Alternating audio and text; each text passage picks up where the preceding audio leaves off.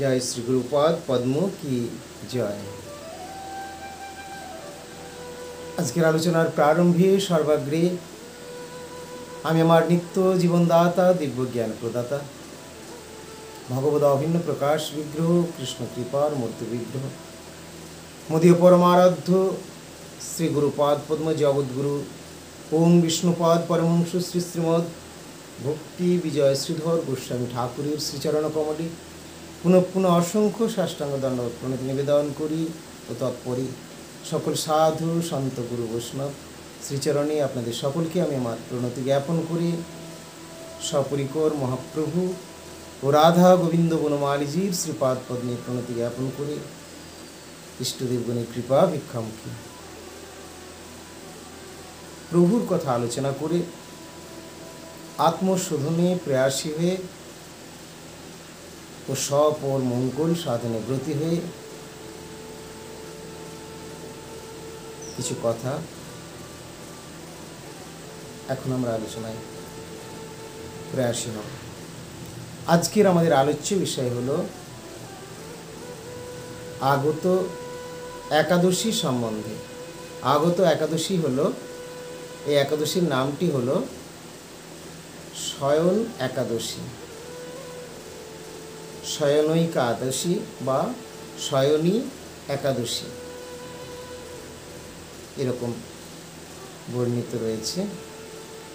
এই শয়ন একাদশী কি এবং কেন, সেই সম্বন্ধে কিছু কথা এখন আমরা আলোচনা করব। আপনারা সকলেই জানেন যে প্রত্যেকটি একাদশী মহাপ্রভু আমাদের আচরণ করে জানিয়েছেন, শিখিয়েছেন এবং নিজের মাকে উপলক্ষ করে সবার কাছ থেকে এটাই ভিক্ষা চেয়েছেন, তোমরা যদি প্রকৃত মঙ্গল চাও, আমার ভালোবাসা চাও,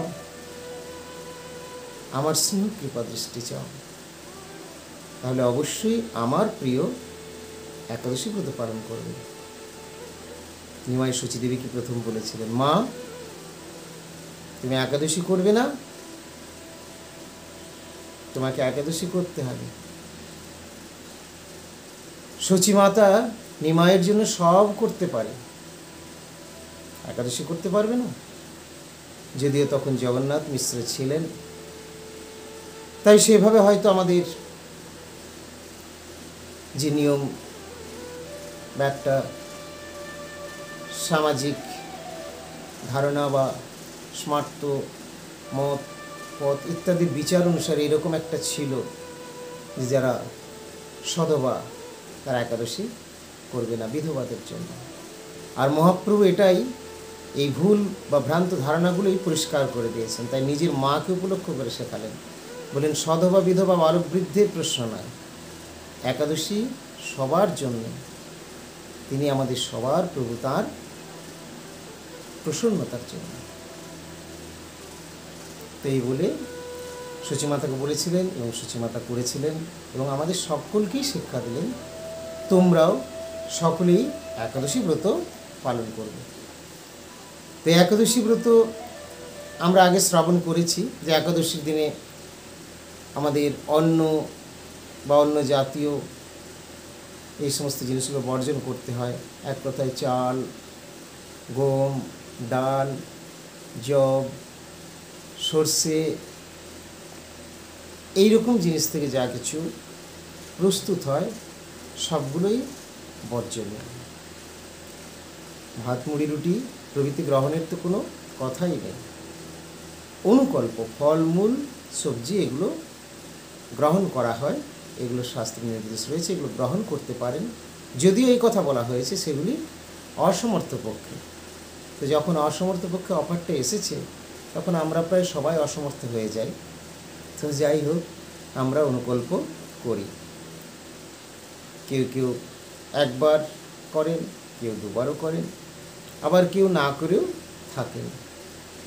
উপবাস হয়তো পুরোটাই করেন, নিরম্বু, যাই হোক যে যেভাবেই করুন না কেন, কিন্তু একাদশীতে যেগুলো গ্রহণ করতে নেই, বর্জন করার কথা বলেছেন, এগুলোকে কিন্তু অবশ্যই বর্জন করবেন। আর বাকিটা কি কতটা কেমনভাবে করবেন সেটা তাদের গুরুদেবের নির্দেশ মত পথ যেভাবে দিয়েছেন শিক্ষা, সেই অনুসারে অবশ্যই পালন করুন বা করবেন, বা আপনারা করছেন সকলেই।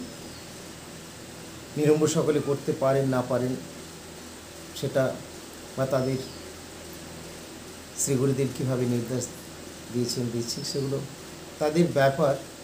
কিন্তু অবশ্যই একাদশীর দিন প্রত্যেকেই চেষ্টা করবেন, যারা নিরামিষ ভোজন করেন না এরকমও যারা রয়েছেন তারাও কিন্তু অবশ্যই একাদশীকে মান্য করুন, একাদশী ব্রতটা পালন করুন।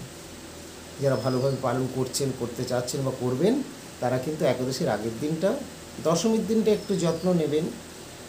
আর একাদশীর পরের দিন তো পালন প্রভৃতি করে আমরা ব্রত ভঙ্গ করি, তো সেই দিনটাও একটু বিশেষ দৃষ্টি রাখতে পারলে ভালো। যারা পুরো শুদ্ধাচারী সদাচারী হতে পারেননি তাদের ক্ষেত্রে অন্তত একাদশীর আগের এবং পরের দিনটা আর একটু মেনে চললে খুব ভালো হয়। মানে সেই দিনগুলোতে ভাত মুড়ি রুটি ইত্যাদি গ্রহণ করা চলবে, কিন্তু নিরামিষ ভোজন করা উচিত। বিবিধ অসৎসঙ্গ থেকে সরে থাকা উচিত, অসৎসঙ্গ কখনোই করা উচিত নয়। তথাপি এখন একাদশীর দিন এবং তার আগের পরে এইভাবে আর এরকমভাবে চলতে চলতে আমাদের মঙ্গল লাভ হবে। তো যাই হোক, একাদশী ব্রত করার কথা মহাপ্রভু বলেছেন, আমরা সকলে একাদশী করি, আপনারা করবেন এবং অপরকেও সেই উপদেশ প্রদান করবেন। তো একাদশীর দিনে এখানে আমাদের মঠ থেকে একটি গ্রন্থ, স্কন্দ পুরাণে যমরাজ নিজের দূতদেরকে বলছেন, একাদশীতে উপবাসী থাকলে আমি তাদের 3 কুল পরিত্রাণ করে থাকি। হে দূতগণ, যদি তোমরা আমার আদেশ পালন করতে চাও তাহলে একাদশীতে উপবাসীরা দুর্বলতাবশত শত শত পাপ করলেও তাদেরকে নরকে আনবে না।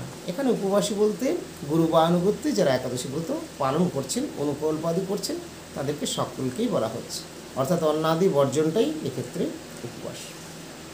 তো তারা সকলেই কিন্তু প্রভুর এই কৃপা দৃষ্টি পাবেন। তো বলছেন, মহাপাপী ব্যক্তিও একাদশীতে উপবাস করলে ভক্তি লাভ করে বৈকুণ্ঠে গমন করেন। এরকম বহু উপদেশ শাস্ত্রে রয়েছে। তো আজকে এখন আমরা শয়ন একাদশী সম্বন্ধে কিছু কথা বলবো।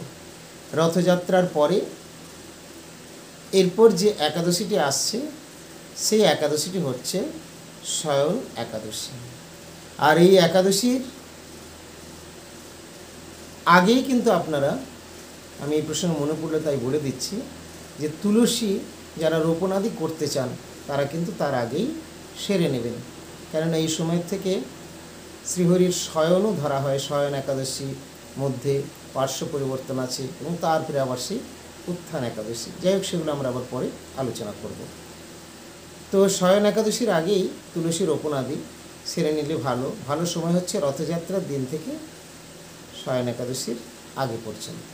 তো আমরা রথযাত্রার দিনই রোপণ করেছি বা আমাদের মঠে করা হয়ে যায়। এর মধ্যেও যদি কেউ চান এর পরেও, তাহলে কিন্তু মোটের উপর শয়ন একাদশীর আগে পর্যন্ত তুলসী সঞ্চালন বা রোপণ বা স্থানান্তরিতকরণ ইত্যাদিগুলি করে নেওয়ার চেষ্টা করবেন, এটি নিয়ম। তো যাই হোক, শয়ন একাদশী সম্বন্ধে এরপর এখন আমরা কিছু কথা শ্রবণ করব। তো শয়ন একাদশী কি না, এই প্রসঙ্গে এখন জানতে চাইছেন কৃষ্ণের কাছে যুধিষ্ঠির মহারাজ। হে কৃষ্ণ, আষাঢ় মাসের শুক্লপক্ষীয় একাদশীর নাম কি, তার মাহাত্ম্য, তার বৃত্তান্ত, কিভাবে করতে হয়, কেন কি ইত্যাদি বিষয়ে বিবিধ প্রশ্নগুলি যুধিষ্ঠির মহারাজ করলেন। তো যুধিষ্ঠির মহারাজের এই প্রশ্ন শুনে ভগবান শ্রীহরি জনার্দন শ্রীকৃষ্ণচন্দ্র সতই প্রসন্ন। তাই অত্যন্ত প্রসন্নতার সঙ্গে বলছেন, মহারাজ আপনি উত্তম প্রশ্ন করেছেন। তো এই প্রশ্নের উত্তরের প্রসঙ্গে আমি বলি, পূর্বে এই প্রশ্নের উত্তর যা দিয়েছিলেন ব্রহ্মা নারদ মুনিকে জানিয়েছিলেন। আমি সেই কথাটি বা সেই ঘটনাটি বলছি। ব্রহ্মা আবার নারদ মুনিকে কি জানিয়েছিলেন না, ব্রহ্মা নারদ মুনিকে বলেছিলেন যে তাহলে একটি ঘটনা বা এই একাদশীর মাহাত্ম্য যাতে বর্ণিত হয়েছে সেই প্রসঙ্গটি আমি বর্ণন করছি, আর আপনি শ্রবণ করুন। তো এই বলে শ্রী ব্রহ্মাজি বর্ণন শুরু করলেন। বহু পুরাকালে অর্থাৎ সত্যযুগে সূর্যবংশীয় রাজা মান্ধাতার সময়ে এক সময় দেশে বা রাজ্যে খুব ক্ষয় ক্ষতি দুঃখ দুর্দশা এরকম দেখা গিয়েছিল। যদিও সেই রাজা তিনি ছিলেন অত্যন্ত ধার্মিক সত্য প্রতিজ্ঞ, কিন্তু তথাপি এরকম হওয়ার কারণ তিনি ঠিক বুঝতে পারলেন না। এবং তার প্রজারাও দিনে দিনে যখন এরকমভাবে রাজ্যের দুর্দশার অবস্থা দেখছেন, তখন মহারাজ মান্ধাতার কাছে এসে তারা করজোড়ে বিনম্র নিবেদন করলেন, হে মহারাজ, আপনি তো আমাদের নাথ প্রভু, আপনি পিতৃতুল্য বা পিতাপেক্ষাও বেশি, আপনি আমাদের সব, আমরা আপনার প্রজা, আপনার দাস, আপনি আমাদের রক্ষক। প্রভু, আপনি কৃপা করে একটু ব্যবস্থা করুন যাতে আপনার প্রজার অন্তত নিঃশেষ না হয়ে যায়। হে মহারাজ, আপনি তো নিশ্চয়ই জানেন যে নার শব্দের অর্থ বা নার শব্দটি জলকে উদ্দেশ্য করে, এবং জলেই শ্রীহরি নারায়ণ অবস্থান করেন বা করেছেন বলে তার নামটিও নারায়ণ রূপে প্রসিদ্ধ। এবং সেই নারায়ণের কৃপাতে সেই জল প্রাপ্ত হয়ে বা মেঘ আকার ধারণ করে পুনরায় বর্ষিত বা বৃষ্টি হয়ে তবে শস্যাদি তথা অন্ন অর্থাৎ ধান চাল প্রভৃতি হয়, এবং তার ফলে প্রজারা আমরা অন্ন লাভ করতে পারি, অন্ন গ্রহণ করতে পারি, এবং তার ফলে প্রজা বর্ধিত হয় বা তারা ঠিক থাকে। কিন্তু এখন তো সে সমস্ত প্রায় বন্ধ হয়ে গেছে, বৃষ্টিও নেই, তাই অন্নাদিও নেই, সুতরাং প্রজারাও শেষ হয়ে যাচ্ছে এরকম দুর্দশাগ্রস্ত হয়ে। তাই মহারাজ, আপনি কিছু কৃপাপূর্বক ব্যবস্থা করুন। মহারাজ বিনম্র নিবেদন শুনে বললেন, প্রজাবৃন্দ, আপনারা ঠিকই বলেছেন। শুধু তাই নয়, যে রাজ্যে প্রজারা অসুখী থাকে, যে রাজ্যে দুর্দশা চলে, সেই রাজ্যের রাজাও কিন্তু দোষী হয়ে যায় বলে আমি মনে করি। তাই আমিও নিজেকে দোষী মনে করছি। হে প্রজাবৃন্দ, আমি যথাসাধ্য চেষ্টা করব আপনাদের সমস্যার সমাধান তথা কল্যাণ লাভের জন্য কি করা যায় সেই বিষয়ে দৃষ্টি দিয়ে। এই বলে তিনি বনগমন করলেন। বনযাত্রা করে বিভিন্ন প্রসিদ্ধ ঋষিদের আশ্রমে ঘুরতে ঘুরতে অবশেষে ব্রহ্মার পুত্র অঙ্গিরা ঋষির সঙ্গে তার সাক্ষাৎ বা তিনি দর্শন প্রাপ্ত হলেন। অঙ্গিরা ঋষিকে দর্শন করে সাথে সাথেই তার শ্রীচরণে সাষ্টাঙ্গ দণ্ডবোধ প্রণতি জ্ঞাপন করলেন, এবং অঙ্গিরা ঋষিও অনেক আশীর্বাদ করে মহারাজের কুশল সংবাদ জানতে চাইলেন। তখন মহারাজ মান্ধাতা বলতে শুরু করলেন যে, হে মুনিবর, সব কুশলের মধ্যেও আমি নিজেকে বড় অকুশল মনে করছি একজন রাজা হিসেবে। কেন আমার রাজ্যে বা দেশে এত দুঃখ দুর্দশা আসলো, এবং প্রজারা সবাই আমার অসুখী রয়েছে, তারা কষ্টের মধ্যে রয়েছে। সমস্ত বৃত্তান্ত যখন বললেন, তখন সেই মুনিবর বা তথা অঙ্গিরা ঋষি তিনি বললেন, মহারাজের এই কথা শুনে বললেন, মহারাজ, আমি যতটুকু জানতে পারলাম তাতে আমি এটুকুই উপলব্ধি করলাম বা বুঝলাম। তিনি তার দিব্য দৃষ্টির মাধ্যমে বা ধ্যানযোগের মাধ্যমে এটি জানতে পারলেন। সেই কথাটি বলছেন যে, আমি এটুকুই জানলাম বা বুঝলাম যে আপনার রাজ্যে বা দেশে কোনো শূদ্র তথা বিশল বা বিশলী কেউ আরাধনা করছে, শ্রী বিষ্ণু আরাধনা করছে, ভজনা করছে। এখন তখন সত্যযুগে কিন্তু শূদ্রদের এরকম অধিকার বা নির্দেশ ছিল না।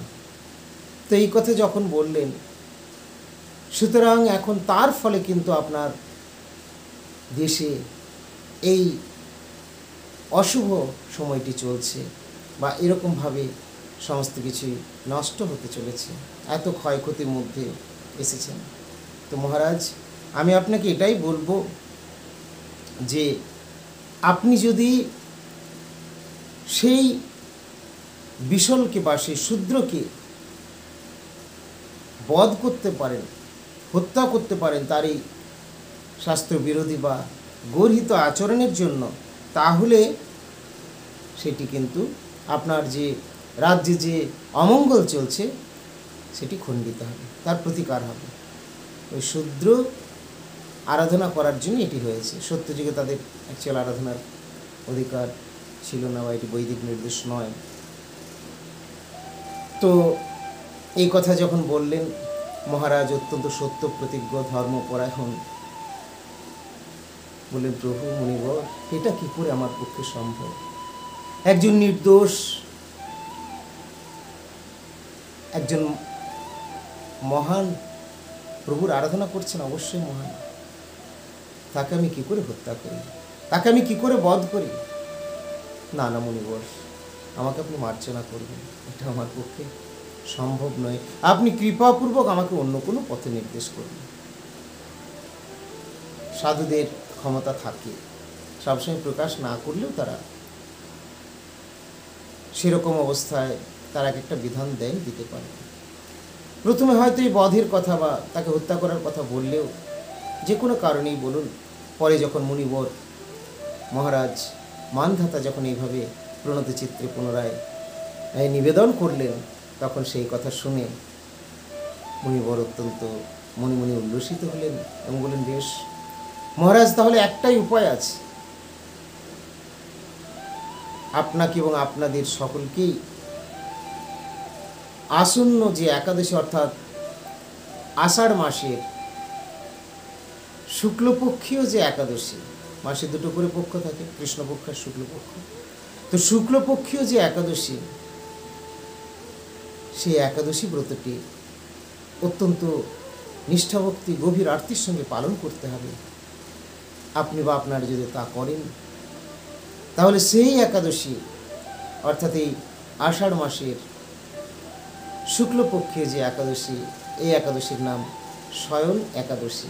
এই একাদশী ব্রত যদি পালন করতে পারেন, তাহলে এই একাদশীর এতই মাহাত্ম্য বা প্রভাব রয়েছে, মহিমা রয়েছে, শক্তি রয়েছে। প্রত্যেকটি একাদশী অত্যন্ত গুরুত্বপূর্ণ, তথাপি এই শয়ন একাদশীর এতই মাহাত্ম্য রয়েছে যে আপনার দেশের যে অনাবৃষ্টি বা এত ক্ষয়ক্ষতি হতে চলেছে, হচ্ছে, এরকম দুর্দশাগ্রস্ত হয়েছে, মহারাজ আপনি নিঃসন্দেহে এই ব্রতের প্রভাবে বা ব্রত পালন করলে তার প্রভাবে, তার কৃপায় আপনি নিঃসন্দেহে আপনার অভিলাষ পূর্ণ করতে পারবেন একাদশীর কৃপায়। সুতরাং আপনি এই আসন্ন শ্রীহরির অত্যন্ত প্রিয় তিথি মাধবতীতে একাদশী ব্রত তথা আষাঢ় মাসের শুক্লপক্ষীয় একাদশীটি অবশ্যই পালন করুন।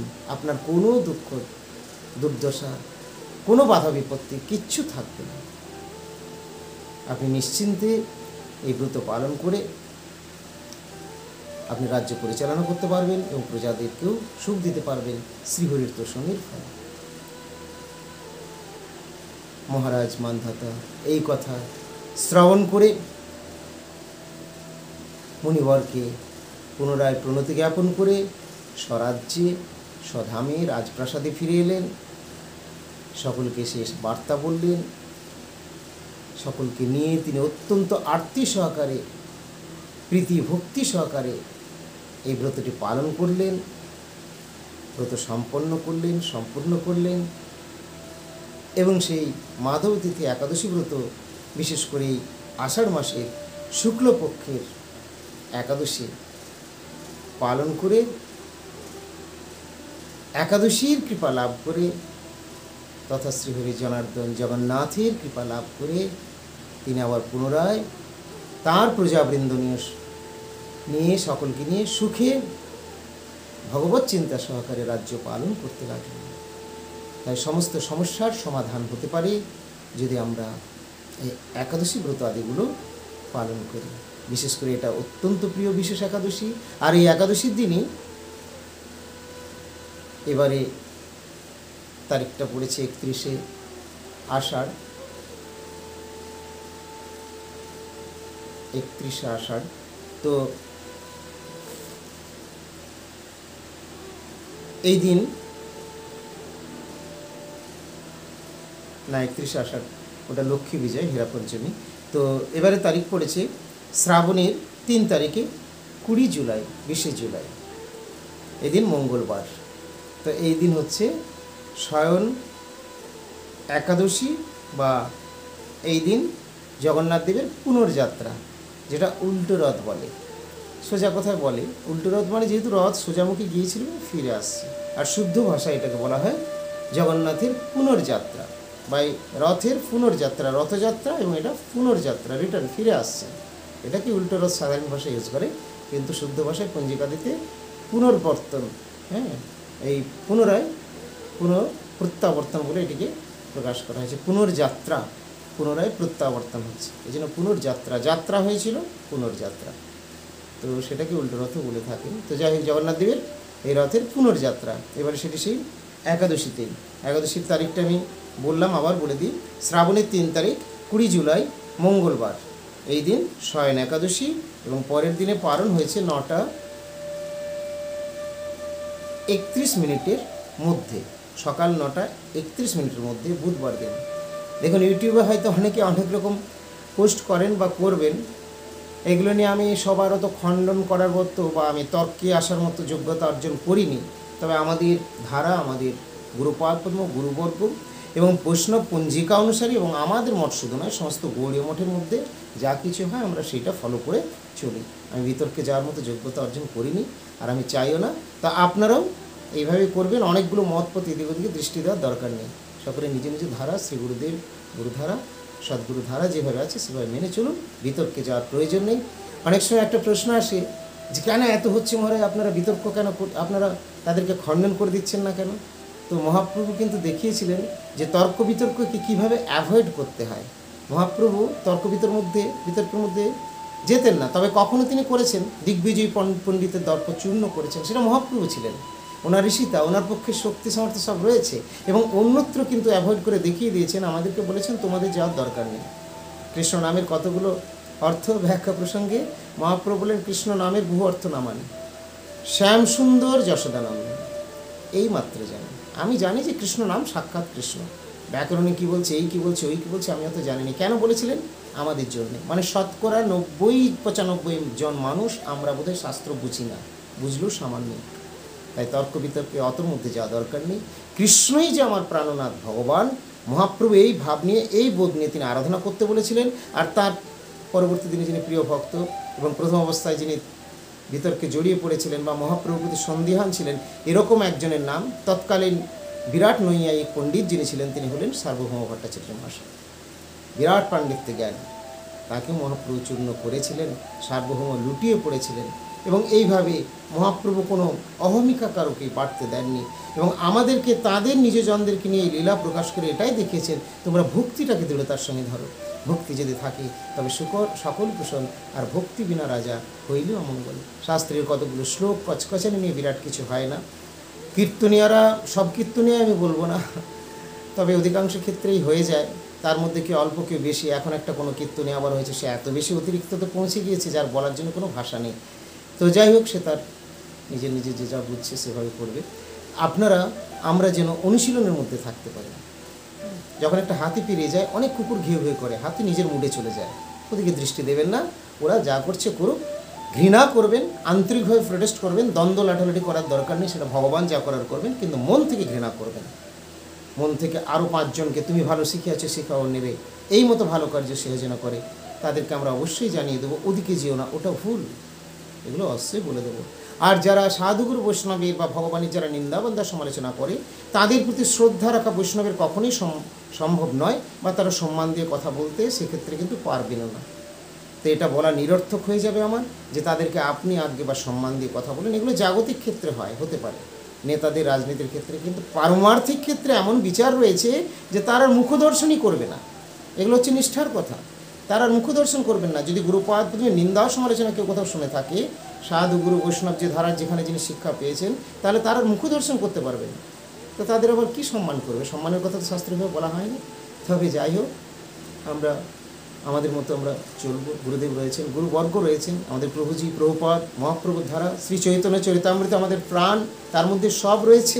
সাধারণ লোকের এই কথা বোঝা নয়, এরা ভুলই ভাববে। তো চৈতন্য চরিতামৃতকে ভুল ভাবার সবারই পক্ষেই মানে সাধারণ, সবারই পক্ষে সাধারণ মানে যারা দিব্যজ্ঞান পায়নি।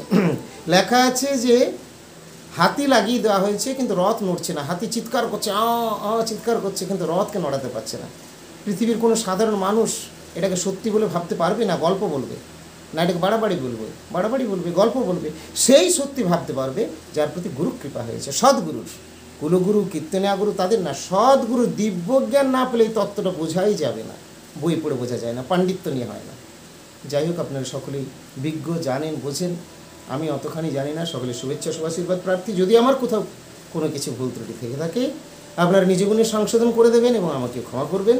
এবং আমার প্রতি আপনাদের শুভেচ্ছা শুভাশীর্বাদটা যেন এক হাতের নয়, দু হাতের রাখবেন।